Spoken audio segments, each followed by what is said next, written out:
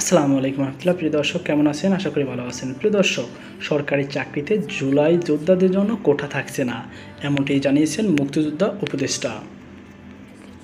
প্রিয় দর্শক, জুলাই যোদ্ধাদের জন্য সরকারি চাকরিতে কোনো কোটা থাকছে না বলে জানিয়েছেন মুক্তিযোদ্ধা বিষয়ক মন্ত্রণালয়ের উপদেষ্টা ফারুক আজম বীর প্রতীকপ্রাপ্ত।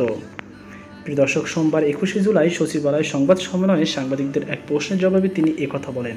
উপদেষ্টা বলেন, স্বৈরশাসন এবং সব ক্ষেত্রে বৈষম্য নিরসনের লক্ষ্যে ছাত্র জনতার এক রক্তক্ষয়ী গণঅভ্যুত্থানের মধ্যে দিয়ে গত 5ই আগস্ট ফ্যাসিস্ট আওয়ামী লীগ সরকারের পতন হয় এবং 8ই আগস্ট বর্তমান অন্তর্বর্তীকালীন সরকার গঠিত হয়। ছাত্র জনতার এই অভ্যুত্থান সরকারিভাবে জুলাই গণঅভ্যুত্থান নামে অভিহিত হয়। তিনি আরও বলেন, 12ই ডিসেম্বর জুলাই গণঅভ্যুত্থান শহীদ পরিবারের ও আহতদের কল্যাণ এবং যাবতীয় বিষয়াদির প্রশাসনিক দায়িত্ব মুক্তিযুদ্ধ বিষয়ক মন্ত্রণালয়ের উপর ন্যস্ত করা হয়। জুলাই গণঅভ্যুত্থানে শহীদ ও আহতদের পূর্ণাঙ্গ তালিকা চূড়ান্তকরণ, আহতদের চিকিৎসার ব্যয় এবং তাদের পরিবারকে আর্থিক সহায়তা দান সহ পুনর্বাসন করার উদ্দেশ্যে যাবতীয় কার্যক্রম সম্পাদনের জন্য 28শে এপ্রিল জুলাই গণঅভ্যুত্থান অধিদপ্তর গঠন করা হয়।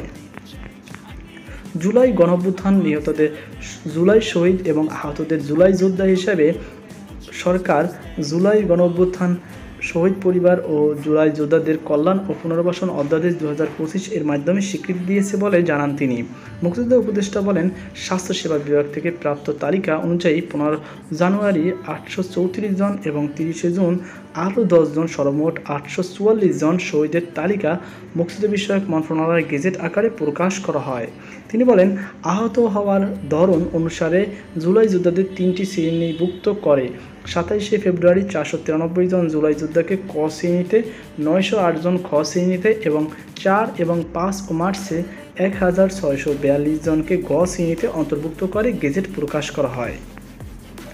সম্প্রতি স্বাস্থ্যসেবা বিভাগ থেকে ক শ্রেণীর 114 জন, খ শ্রেণীর 213 জন এবং ঘ শ্রেণীর 1442 জন, সর্বমোট 1769 জনের তালিকা পাওয়া গেছে, যা যাচাই বাছাই শেষে শীঘ্রই গেজেট আকারে প্রকাশ করা হবে বলে জানান তিনি। প্রিয় দর্শক, এই ছিল আমাদের সর্বশেষ আপডেট। সকল আল্লাহ হাফেজ।